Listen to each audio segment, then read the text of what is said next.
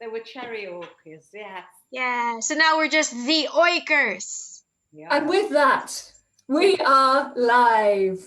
Welcome to Glossop Improv makes a scene with Lynda Arron. Yay! Hi. Welcome, Lynda.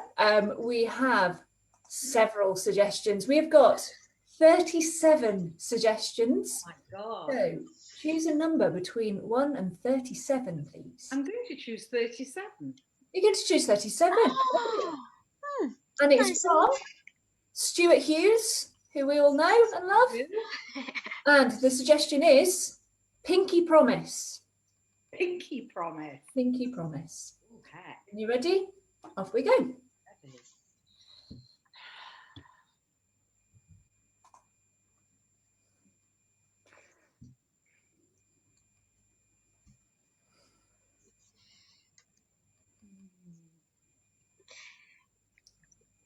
I know, it's a bit awkward, isn't it? Yes. I can sense it. But this is normal, isn't it? It's normal to meet like this. Well, Yeah. yes, why not? Yeah. So who do you think is going to go in first? I think they tend to do it alphabetically by first name. So my name's Wendy, so I'm probably going to be near the end. Yeah. It looks like me. Angela. Angela. Was always first in the alphabet. All right. Well. You're next, Jane. You're next. Yeah. But I am a little nervous, I've got to say. Yeah. I'm quite glad I'm going last, to be honest. I think I just need a bit of time to just get rid of the nerves. I know. So why don't we just, let's all put our little fingers together. Yeah. And make a promise that we'll discuss it all afterwards, yes? You ready? Yeah. 1, 2, 3. Right, we promise to discuss it and be perfectly open. Yeah. Do you know what's funny? I know your faces like anything, but this is the first time I've known your names. We've talked about all sorts here in the waiting room, and I've never really known your names. It's brilliant. So it's really nice to meet you, Jane, and Angela. I mean, Angela, obviously, we've worked together previously. We have. So we have. Yeah. But I always saw you, Jane. I used to see you in the corridor. Ah. Yeah. And Well, I always thought you have such a pretty face. Oh, well, yeah. And I know that you own a dog. I do. And that's very healthy, isn't it, getting to walk your dog? Oh, it does. It helps me a lot, I have to say. Yeah. Something I don't know. Wendy, Hmm. you've got pets. I've got a cat. Yeah.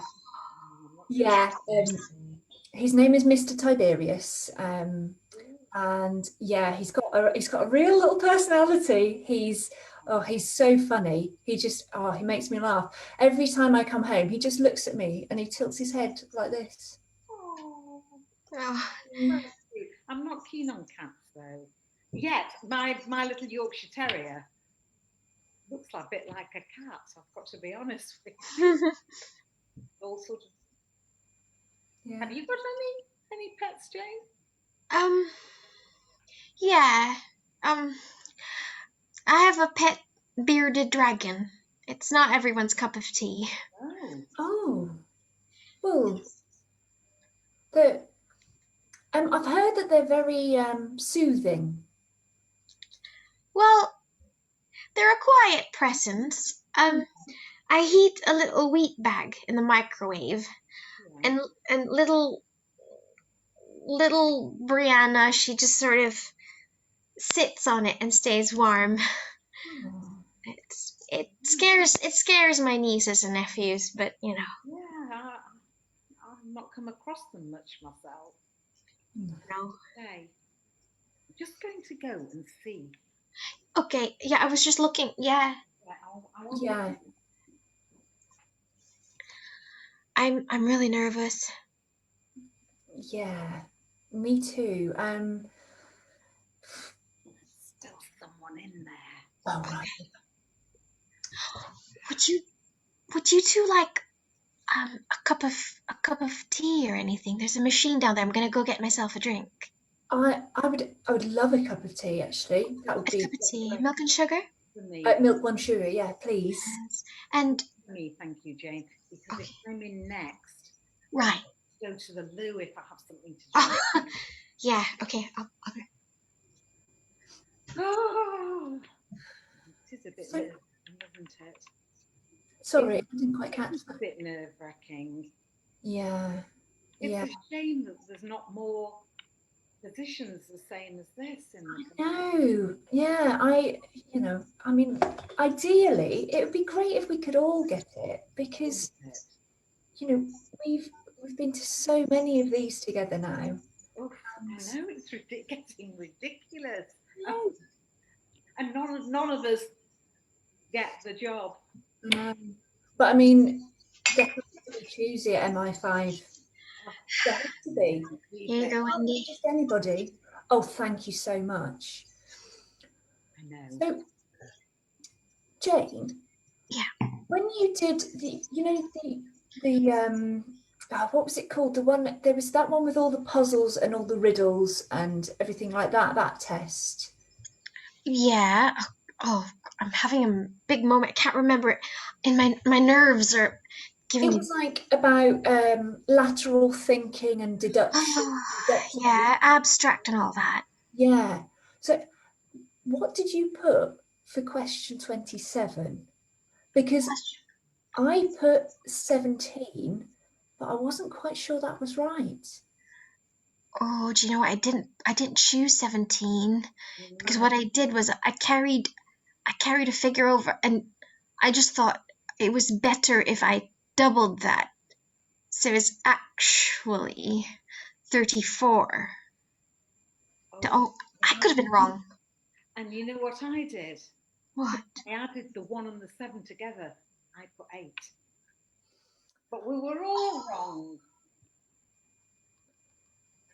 They make things so difficult, don't they? Why do they do it? Why do they do it? I don't know. I think that they don't actually want anybody to get this job. Well, I think they try and trick us because they make you go, and each time we come, like we've been here so many times, that we begin to think like we're thinking. You see, they want us to think that.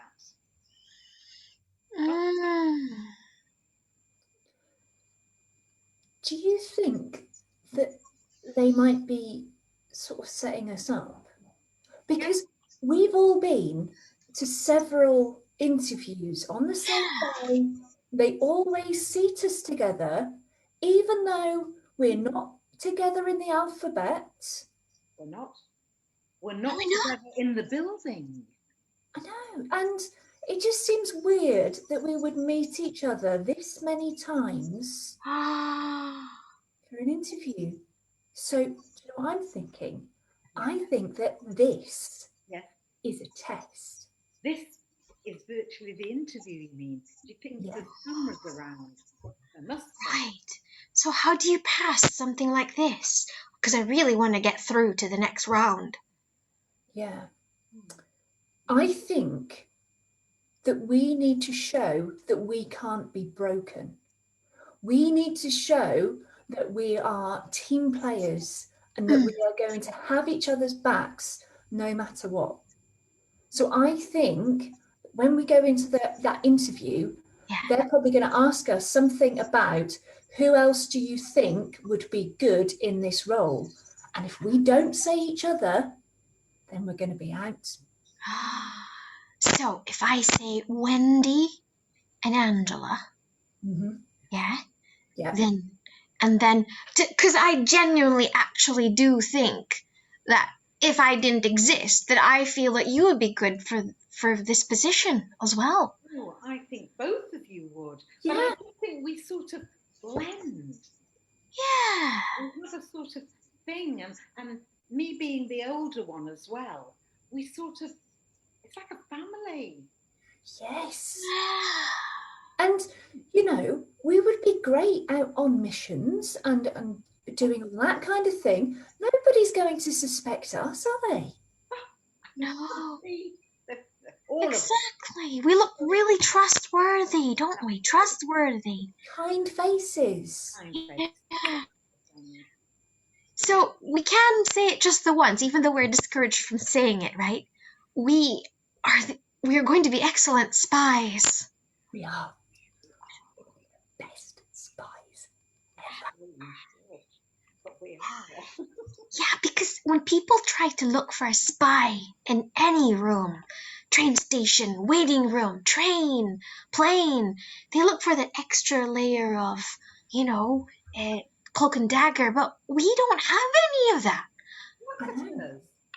We're just like really nice women. Exactly. Yeah. They don't know about our hidden skills. I know, like nobody would ever think that I'd killed 10 people before this. No, definitely not. They never think it's about me either. Yeah. And it's not something that I did when I was young. Oh, well, I started early myself. Like, most women. Yeah. Well, if you did the whole classical poison them stuff, I don't do any of that. I just use a stiletto. Bob's your uncle. Easy peasy. I even apologize. I'm a bit like that myself. I've been known to hug someone.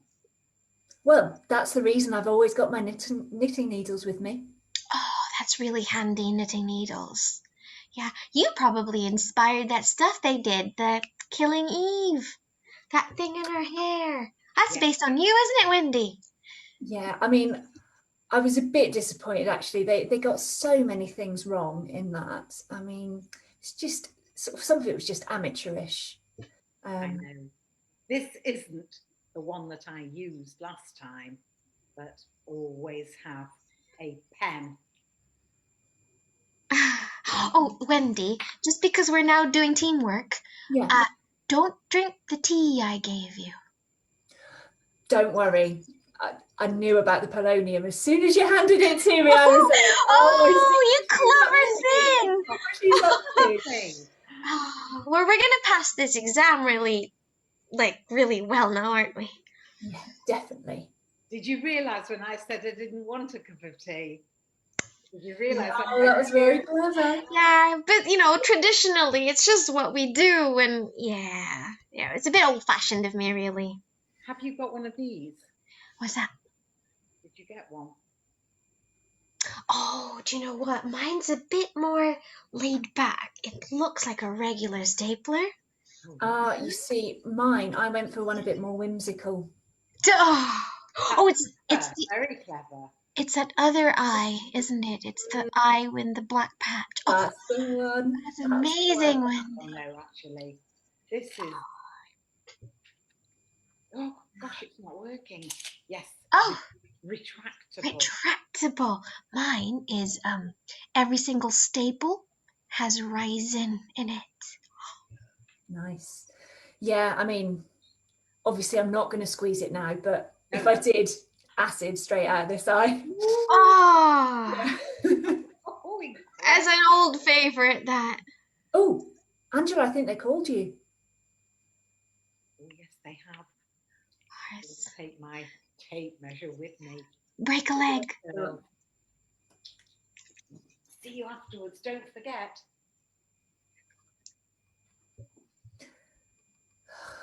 Can we drop this act now? Oh, duh. She's gone. We can do this. Cut. Are you ready? Yes. Let's go in there now.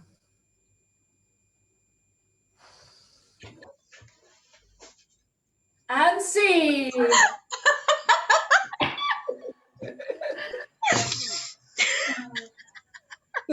Unlikely of surprise. Blending. Well done, girls.